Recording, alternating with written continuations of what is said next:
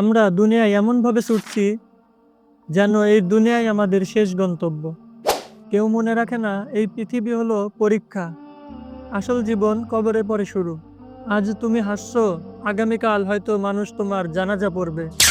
আজ তুমি বন্ধুদের সাথে গল্প করছো, আগামীকাল হয়তো কবর তোমার সাথী হবে। তুমি যত সম্পদ জমাও, যত ইজ্জত পাও, শেষমেশ তুমি শুধু এক টুকরো সাদা কাফনে মাটির নিচে চলে যাবে। কবর তখন তোমাকে বলবে, আমি জানতাম তুমি একদিন আসবেই। ওই অন্ধকার ঘরে কেউ তোমার বন্ধু হবে না, কেউ তোমার টাকা গুনবে না, কেউ তোমার পাশে দাঁড়াবে না। সেখানে কেবল তোমার আমলই আলো হয়ে জ্বলবে।